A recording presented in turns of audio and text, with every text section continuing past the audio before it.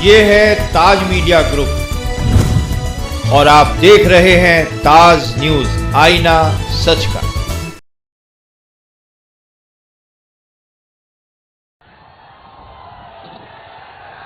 आज के इस शानदार सभा के सम्मानित अध्यक्ष आरडी कोमल पासवान जी, हमारे आपके ही नहीं बल्कि पूरे देश के नौजवानों, किसानों, बुनकरों, व्यापारियों और समाज के हर तबके की उम्मीद और आशा के केंद्र हम सबके राष्ट्रीय अध्यक्ष आरडी अखिलेश यादव जी, मंचासीन आरडी बलराम बाबू जी, आरडी गुड्डू जमाली साहब, आरडी नफीस अहमद साहब, आरडी एच.एन. पटेल जी, आरडी अभय नारायण पटेल जी, आरडी जयराम पटेल जी, आरडी शमा वसीम जी, आरडी राकेश भाई गुड्डू जी से लेके सभी जो हमारे राजीव राय जी भी आए हैं मदद करने, आरडी सुधा राय जी आई हैं, हमारे इस चुनाव अभियान को गति देने जितने भी साथी आए हैं, राजपाल कश्यप जी आए हैं, इन सभी सम्मानित हमारे नेतागण और गोपालपुर सगड़ी के उपस्थित मेरे सभी सम्मानित बुजुर्गों, नौजवान साथियों, पत्रकार मित्रों, आज के इस मौके पर मैं अपने सभी गोपालपुर और सगड़ी क्षेत्र के लोगों की ओर से हम सबके नेता आरडी अखिलेश यादव जी का हृदय से स्वागत करता हूं, अभिनंदन करता हूं, वंदन करता हूं।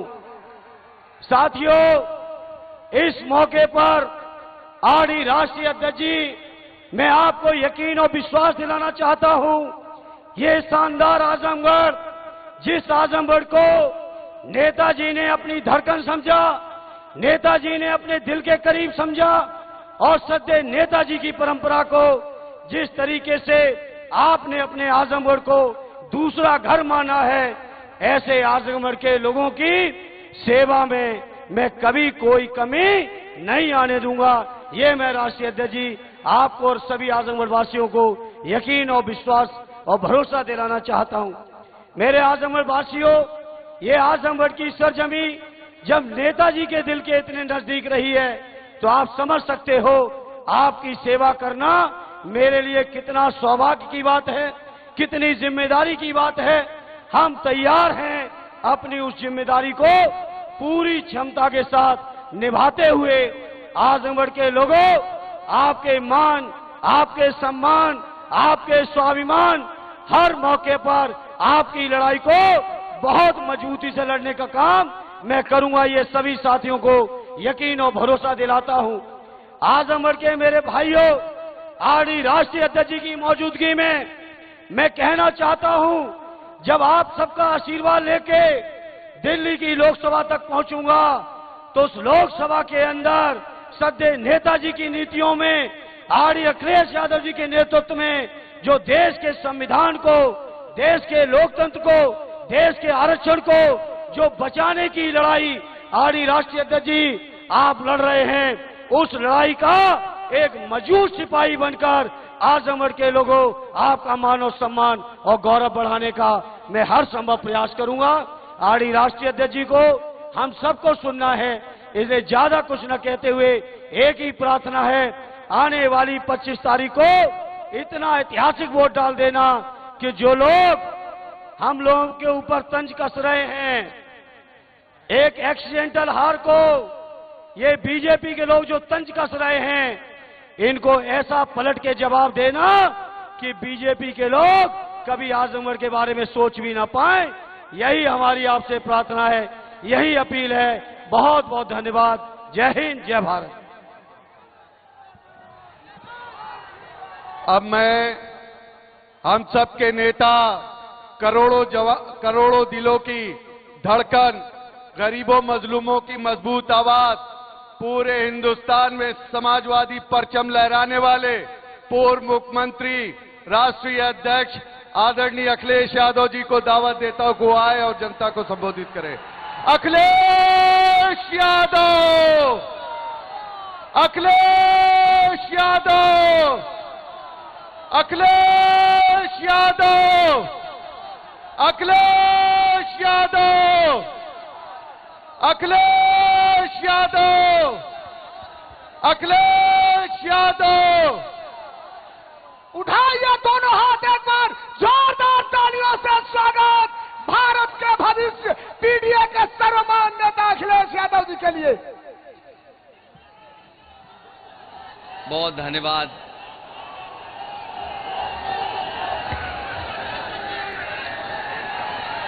बहुत धन्यवाद। इस कार्यक्रम की अध्यक्षता कर रहे चेयरमैन बिलरियागंज कोमल पासवान जी,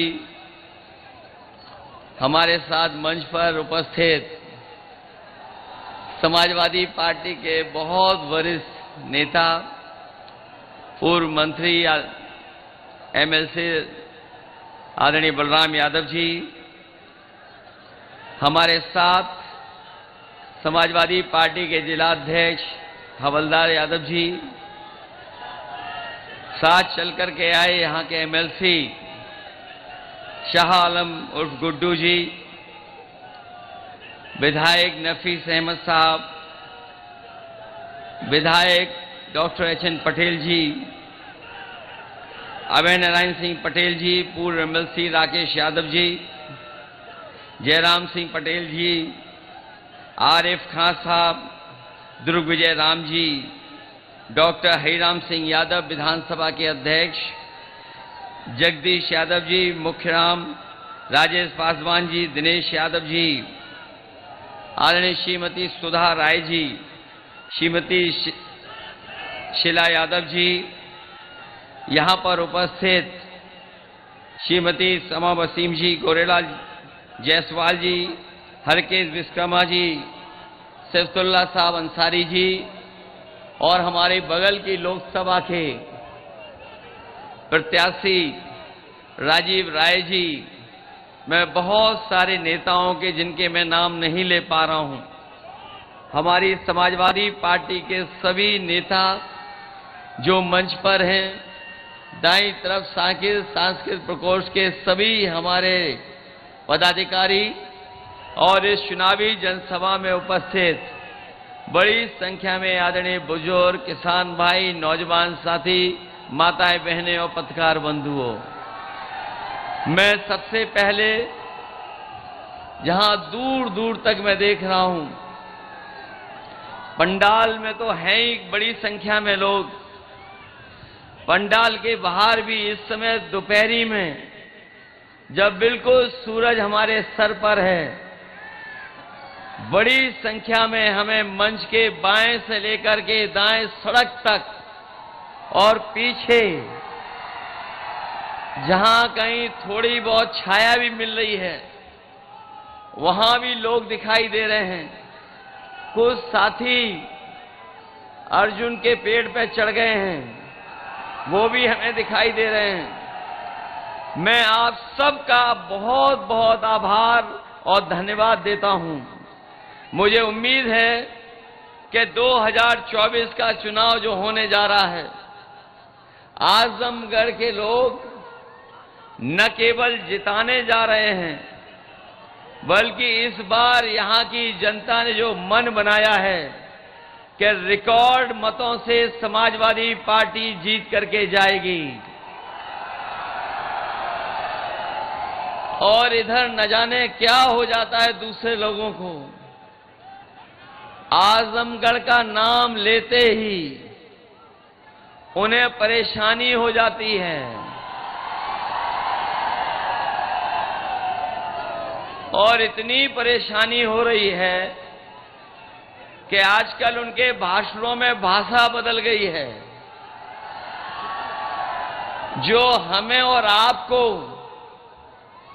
400 पार का नारा देकर के डरा रहे थे, वो अंदर ही अंदर सोच रहे हैं कि अब तो जनता ने नारा ही बदल दिया है, इस बार 400 पार नहीं 400 हार होने जा रही है। ये जो 400 पार का नारा थोड़ी देर में समझ में आया। जिन लोगों को गिनती ठीक ठाक मालूम होगी और हिंदी को समझते होंगे सही तरीके से।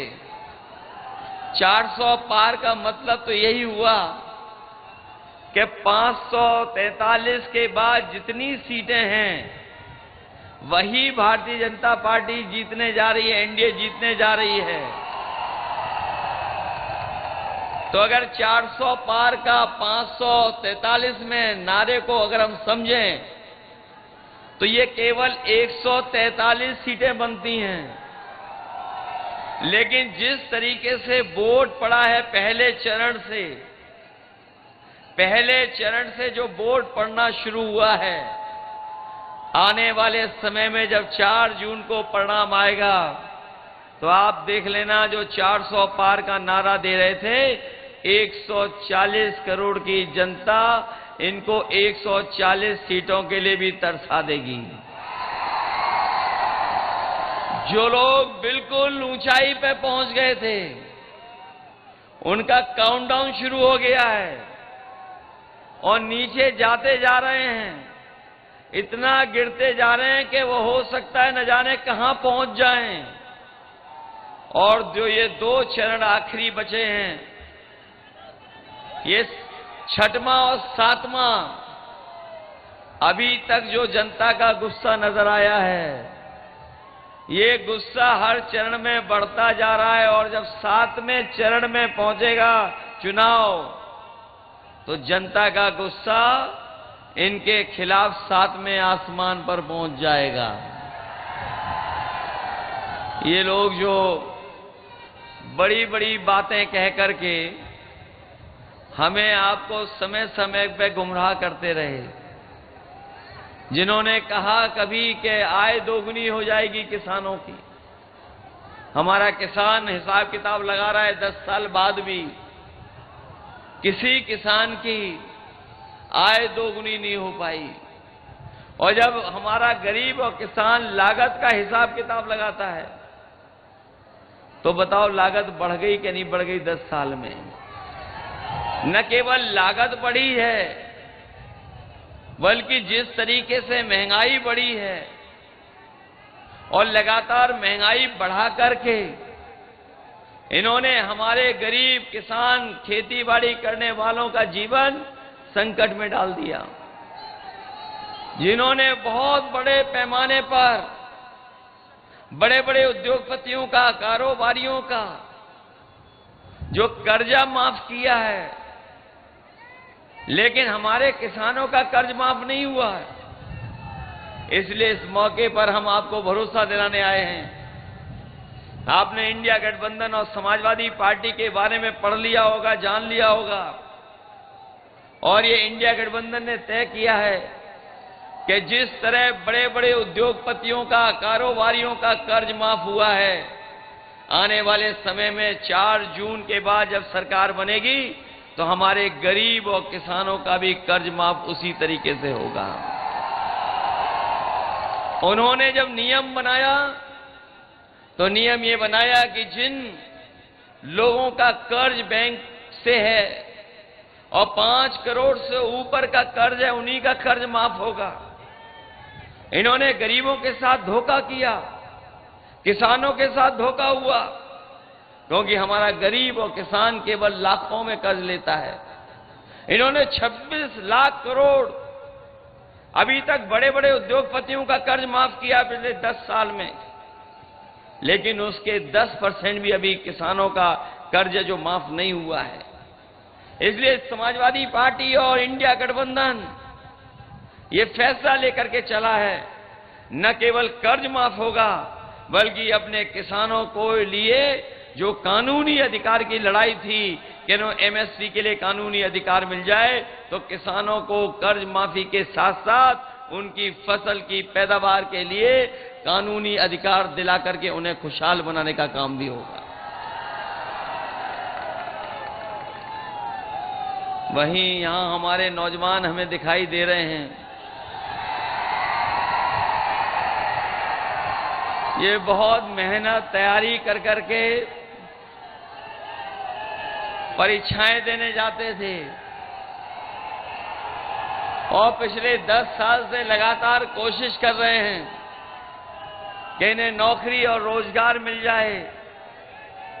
नए सरकार ने नौकरी दी, न इन नौजवानों को सम्मानजनक रोजगार दिया। और जब कभी भी हमारा नौजवान तैयारी कर करके परीक्षा देने गया तो जब मालूम पड़ा और वो घर लौट करके आया तो पता लगा कि परीक्षा का पेपर लीक हो गया। जो लोग परीक्षा दे करके आए होंगे वो जानते होंगे कि एक पेपर लीक नहीं हुआ है। अभी तक जितनी परीक्षाएं हुई हैं हर परीक्षा का पेपर लीक हो गया। और अभी तक जो गिनती आ रही है वो गिनती ये आ रही है कि 10 से ज्यादा परीक्षाओं के पेपर लीक हुए हैं। मैं अपने नौजवानों से कहना चाहता हूं कि ये परीक्षा के पेपर लीक नहीं हुए हैं, इस सरकार ने जानबूझ करके पेपर लीक कराया है। और इसलिए कराया कि जिससे हमारे नौजवानों को नौकरी और रोजगार न मिल जाए। कभी कभी मैंने गणित लगाया उसका, अगर 60 लाख बच्चे छूट गए जिनकी परीक्षा होनी थी, जिन्हें नौकरी नहीं मिल पाई, अगर उनके मां बाप को भी हम जोड़ दें तो कुल मिलाकर के ऐसे लोग जो उत्तर प्रदेश में हैं, अगर एक परिवार के 3 सदस्य प्रभावित हैं उससे, तो अभी तक जो परीक्षाओं के पेपर रद्द हुए ऐसे 60 लाख नौजवान हैं। अगर हम 3 का गुणा 60 लाख में कर दें तो ये कुल मिलाकर के 1 करोड़ 80 लाख होता है। और यही 1 करोड़ 80 लाख का अगर हम भाग दे दें 80 लोकसभाओं से तो हर लोकसभा में 2,25,000 वोट कम होता है। कोई भरपाई हो तो बता दो कि 2,25,000 वोट कहां से लाओगे? कोई भरपाई का रास्ता हो तो बताइए बीजेपी के लोग। इन नौजवानों का जहां भविष्य छीना है, आप सोचना जाकर के ये नौकरी केवल नहीं छीनी है बल्कि आपका 1/3 जीवन इन्होंने बर्बाद कर दिया है। इन नौजवानों का 1/3 जीवन बर्बाद हुआ है। और जो लोग ये कहते थे कि निवेश लाएंगे, निवेश को लेकर के बड़े बड़े आयोजन हुए हैं। लखनऊ से लेकर के दिल्ली और दिल्ली से लेकर के विदेशों तक बीजेपी के लोगों ने धोखा देने के लिए निवेश के आयोजन किए। पहले निवेश किए, फिर डिफेंस को लेकर के बड़े बड़े आयोजन हुए, फिर जनता को गुमराह करने के लिए G20 के आयोजन हुए, लेकिन कोई भी निवेश जमीन पर नहीं पहुंचा। जो सरकार कहती थी लाखों करोड़ का निवेश आया है, अगर जमीन पर एक भी कारखाना और एक भी उद्योग लगा हो तो बताएं आप। भूल जाइए और उत्तर प्रदेश, लेकिन हमारे आजमगढ़ के भाई बहनों बताओ, अगर एक भी कारखाना भारतीय जनता पार्टी की सरकार में यहां लगा हो तो बता दें। कोई कारखाना नहीं, केवल झूठा निवेश का आंकड़ा दिखाना। इसलिए नौजवान साथियों, हम आपको भरोसा दिला के जा रहे हैं कि सरकार की 30 लाख नौकरियां खाली हैं जो अभी तक भरी नहीं गई हैं। इंडिया गठबंधन सरकार में बनते ही 30 लाख नौकरियों को खोलने का काम करेगा और अपने नौजवानों को आरक्षण का पालन कर करके उनके जीवन में बदलाव लाने का काम होगा। न केवल 30 लाख नौकरियां, बल्कि जो अग्निवीर वाली व्यवस्था थी जिसमें बड़े पैमाने पे नौजवान फौज में भर्ती होते थे, जाके उन्हें वर्दी पहनने को मिलता था, पक्की नौकरी मिलती थी। इस सरकार ने उनकी भी नौकरी आधी अधूरी कर दी, 4 साल की नौकरी कर दी। अगर शहीद होगा तो सम्मान नहीं मिलेगा, जो सुविधाएं होती हैं वो भी नहीं मिलेगा, और 4 साल के बाद घर वापस भेज देंगे। हम समाजवादी लोग अपने नौजवानों को भरोसा दिला के जा रहे हैं कि ये अग्निवीर व्यवस्था कभी भी लागू नहीं होगी। सरकार बनेगी तो अग्निवीर व्यवस्था खत्म करा करके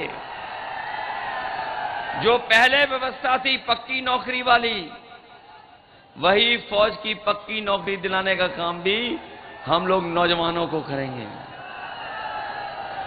इनके 10 साल में हर बात झूठी निकली इनका हर वादा झूठा निकला। जो लोग बड़ी बड़ी बातें करते थे उनकी कोई बात जमीन पर नहीं उतरी। जो कभी जुमला लेकर के आए थे वो ही आज गारंटी लेकर के आए हैं, और गारंटी में कुछ मिलना नहीं है किसी को। जब इनके पहले घोषणा पत्र में कुछ नहीं लागू हो पाया तो बताओ गारंटी में क्या लागू हो जाएगा। और गारंटी जो लेके आए हैं सब झूठी गारंटी हैं। इसलिए जहां मैं आपसे अपील करने आया हूं वहीं मैं आपको सावधान करने भी आया हूं। ये समय समय पर भारतीय जनता पार्टी ने न केवल साजिश कर करके झूठ बोल करके जनता को गुमराह करने का काम किया, और इनका एक एक अगर हम फैसला देख लेंगे तो फैसला जनता के खिलाफ लिए हैं। जिन लोगों ने महंगाई बढ़ा दी हो, बेरोजगारी बढ़ा दी हो, और जो लोग यहां पर हैं वो खुद महसूस करते होंगे कि इनकी सरकार में लगातार महंगाई बढ़ी है। यहां जो हमारे किसान भाई मौजूद हैं वो जानते होंगे जब खाद खरीदे होंगे तो इन्होंने खाद की बोरी से भी चोरी कर ली। पहले 5 किलो, फिर 5 किलो, अब 10 किलो की चोरी हो रही है। यहां किसान भाई होंगे वो जानते होंगे डीएपी खरीदने गए तो इन्होंने जबरदस्ती नैनो यूरिया खरीदवा दी, और नैनो यूरिया इसलिए खरीदवाई क्योंकि इन्हें कुछ लोगों को लाभ पहुंचाना था। इन्होंने भरोसा दिलाया था कि नैनो यूरिया के बाद किसानों की पैदावार बढ़ जाएगी।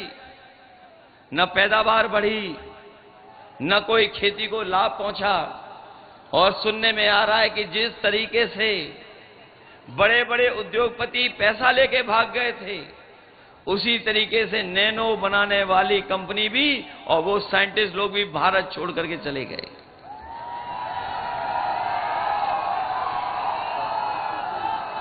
इसलिए ये चुनाव न केवल हमारे आपके भविष्य का चुनाव है बल्कि आने वाली पीढ़ी के भविष्य का भी चुनाव है। जहां आने वाली पीढ़ी के भविष्य का चुनाव है वहीं ये चुनाव लोकतंत्र को बचाने का भी है, संविधान को बचाने का भी है।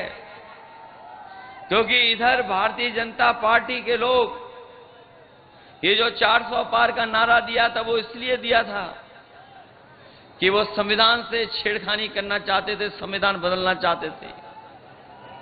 लेकिन जो लोग ये सपना लेकर के निकले हैं कि संविधान बदल देंगे, संविधान बदलने वालों को इस बार आजमगढ़ की जनता बदलने का काम करेगी। ये लोग जो डबल इंजन वाले हैं, ये जो डबल इंजन सरकार वाले हैं, आजमगढ़ में तो नए तरह का मामला है। यहां डबल अभिनय वाले लोग हैं। डबल इंजन वाले तो हैं ही हैं, लेकिन डबल अभिनय वाले भी यहां पर हैं। इसलिए उनसे भी सावधान रहना।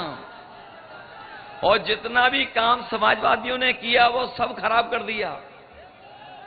चाहे वो एम्बुलेंस हो वो खराब हो गई, चाहे वो 100 नंबर बनाई हो वो व्यवस्था खराब हो गई, और 100 नंबर के अलावा जो अस्पताल या जो बिजली का इंतजाम किया था वो भी खराब कर दिया। और जहां बिजली आनी चाहिए थी, लेकिन बिजली के साथ साथ बताओ आपका बिल बढ़ करके आ रहा कि नहीं आ रहा? बिल तो बढ़ा ही दिया। और अगर जब कभी बाजार से बिजली वो दवाइयां लेने जाते होगे तो बताओ दवाइयां महंगी हो गई कि नहीं हो गई? ये नौजवान जो मोटरसाइकिल चलाते थे आज से 10 साल पहले कितने रुपए की आती थी और आज कितने रुपए की आ रही है? 1 लाख की आ रही कि नहीं आ रही? केवल डीजल पेट्रोल नहीं, गाड़ी से लेकर के हर चीज महंगी कर दी। इसलिए जहां महंगाई को रोकना है और जो लगातार ये बड़े लोगों को लाभ पहुंचा रहे हैं जिससे महंगाई बढ़ रही है, और वो कोरोना वाले समय पे जो वैक्सीन लगाई थी उसकी भी पोल खुल गई। अब तो कंपनी वाले ये कह रहे हैं कि जो वैक्सीन लगाई है, जो लग गई है वैक्सीन, वो हम वापस ले लेंगे। बताए हमें कोई कि जो वैक्सीन शरीर में पहुंच गई वो वापस कैसे आएगी? अगर कोई तरीका हो तो बता दो। और इलेक्ट्रल बॉन्ड से इन्होंने किसी को नहीं छोड़ा जिससे पैसा ना वसूल लिया हो।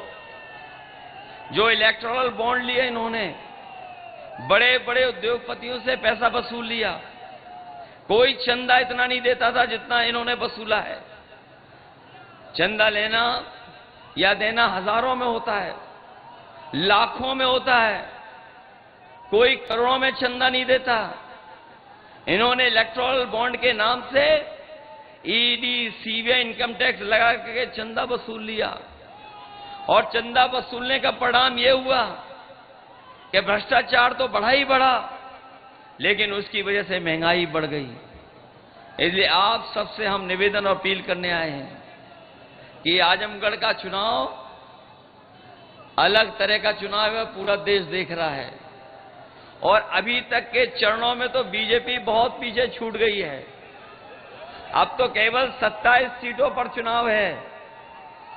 कितनी सीटों पे बचा है चुनाव? 27 सीटों पे है चुनाव। अभी तक तो हम ये कहते थे कि समाजवादी पार्टी और इंडिया गठबंधन एक सीट छोड़ करके सब सीटें जीतेगी।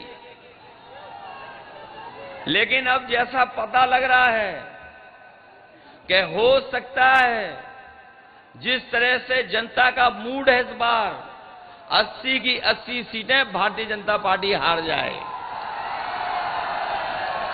जब हम देखते हैं समीकरण को या हिसाब किताब लगाते हैं तो कोई सीट हमारी पीछे नहीं है। बताओ, आजमगढ़ की सीट कोई पीछे है? आपके लालगंज की सीट कोई पीछे है क्या? आपके बगल की मऊ की सीट बताइए, आप अंबेडकर नगर की सीट बताइए, आप संत कबीर नगर में पप्पू निषाद लड़ रहा है, क्या सीट पीछे है?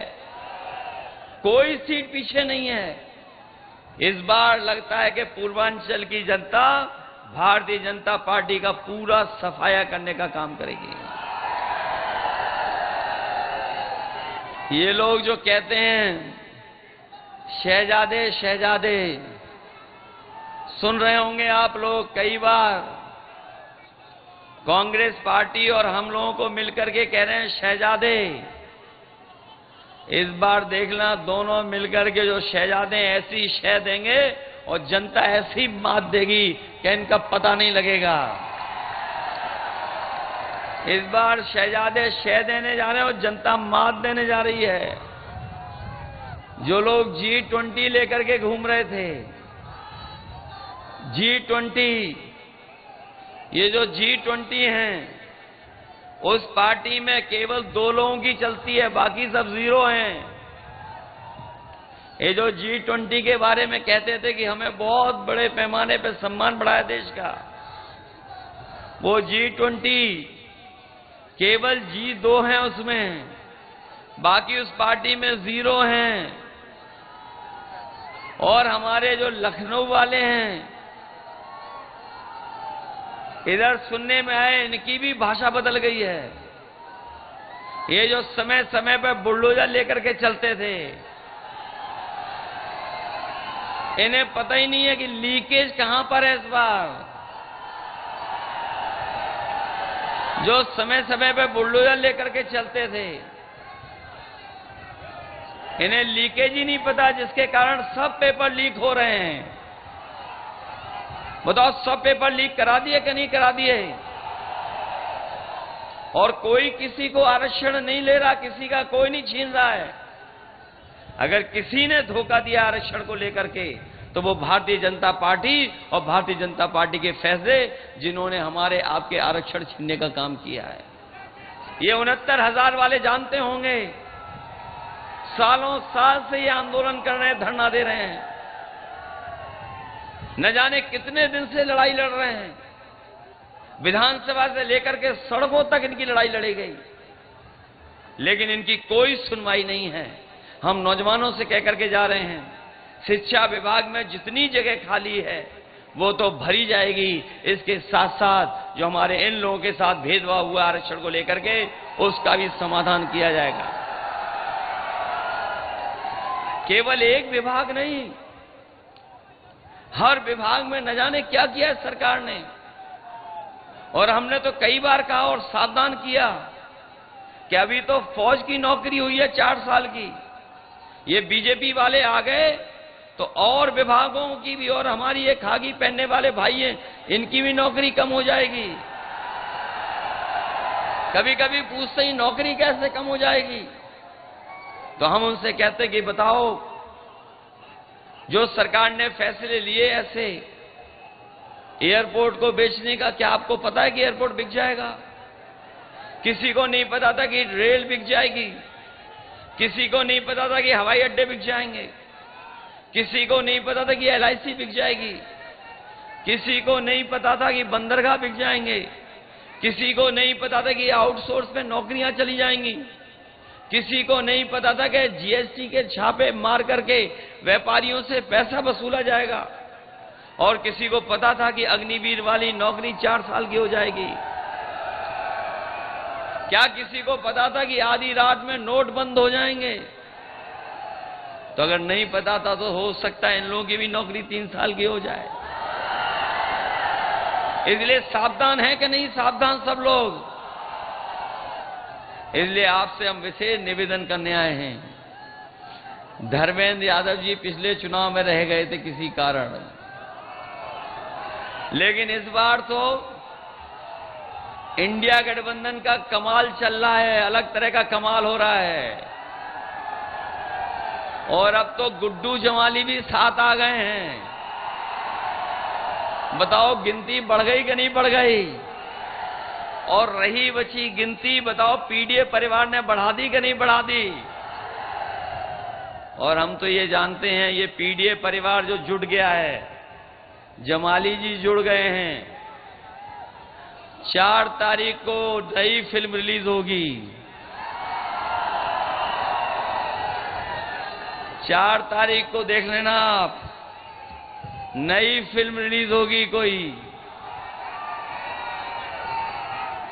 जिसको पूरा देश देखेगा।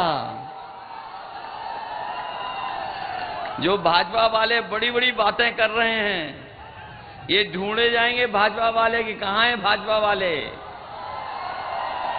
इसलिए अभिनय के चक्कर में तो नहीं पड़ जाओगे आप लोग।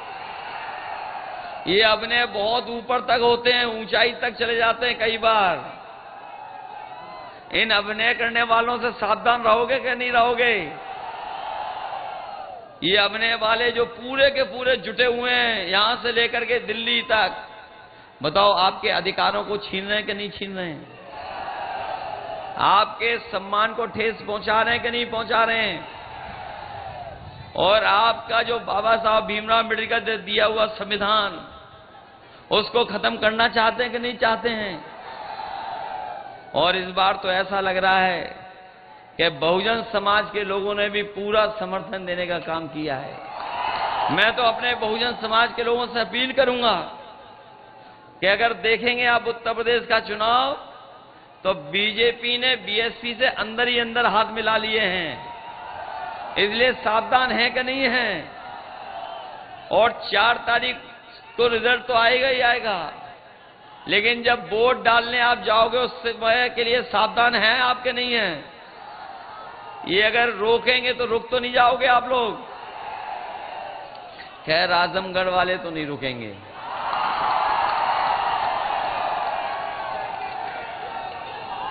आजमगढ़ वाले तो रुक तो नहीं पाओगे।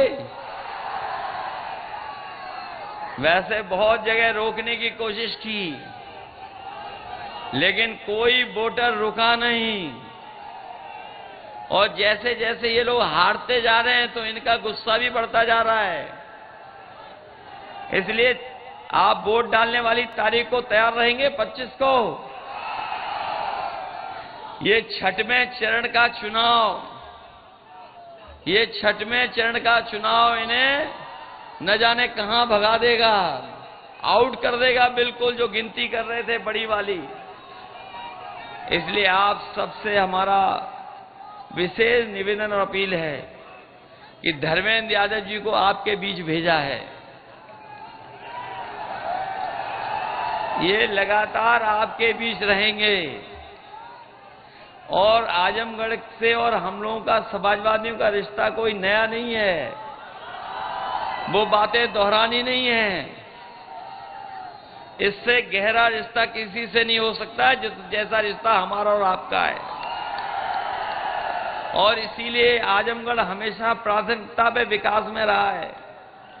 चाहे हमें बड़ी सड़क बनानी पड़ी हो, ये जो बड़ी सड़क बनी है आगरा लखनऊ वाली से जुड़ गई पूर्वांचल वाली, और चाहे मेडिकल कॉलेज बनवाने हो, सड़कें चौड़ी देनी हो, अस्पताल से लेकर के 100 नंबर की गाड़ी से लेकर के एम्बुलेंस, सब कुछ नेताजी और समाजवादियों ने किया है। इस विकास में कहीं पीछे नहीं रहने देंगे आजमगढ़ को। इसलिए जहां आजमगढ़ की खुशहाली के लिए काम करेंगे, वहीं अगर आजमगढ़ का कभी भी सम्मान बढ़ाना पड़ेगा तो हम लोग सम्मान बढ़ाने का भी काम करेंगे। और अभी देखा भी होगा, जब एमएलसी बनाने का वक्त आया तो सबसे आगे आजमगढ़ ही दिखाई दिया हमें। और रहा बचा मामला, जमाली साहब समझा लेंगे और बना देंगे। ये तो ऐसे ही कह दिए 2 लाख। मैं समझता हूं जिस तरह का माहौल दिखाई दे रहा है, जिस तरह का है उत्साह लोगों के अंदर, देश की जो बड़ी जीतें होंगी उसमें आजमगढ़ शामिल होगा कि नहीं होगा, ये बताओ पहले। देश की बड़ी जीतों में शामिल हो जाओगे? कहीं ऐसा तो नहीं है कन्नौज से भी पीछे रह जाओ? कन्नौज से तो पीछे रहना चाहते हैं हम तो। कहीं ऐसा तो नहीं है कन्नौज से पीछे रह जाओ? इसलिए आजमगढ़ के लोगों, देश की बड़ी जीत में शामिल होना, देश की बड़ी जीत में हो जाओगे सब लोग। इसलिए मदद करना, यही सहयोग, यही मदद मांगने में आया। मुझे पूरा भरोसा है कि आप सब लोग मिलकर के पीडीए परिवार को जहां ताकत दोगे, वहीं लोकतंत्र को बचाने के लिए एक एक वोट डालेंगे। और संविधान बचाने की ये बड़ी लड़ाई है, जहां एक तरफ संविधान को खत्म करना चाहते हैं, दूसरे हम सब लोग हैं जो संविधान बचाना चाहते हैं। हमें उम्मीद है कि जब 4 तारीख को परिणाम आएगा तो वो लोग जो संविधान को खत्म करना चाहते हैं वो देश से हमेशा हमेशा के लिए साफ हो जाएंगे। और संविधान बचा करके हम आपके अधिकारों को, आपके सम्मान को, और जो अधिकार हमें मिले हैं उन अधिकारों को दिलाने का काम हम लोग करेंगे। आप सबका बहुत बहुत धन्यवाद, बहुत बहुत आभार प्रकट करता हूं।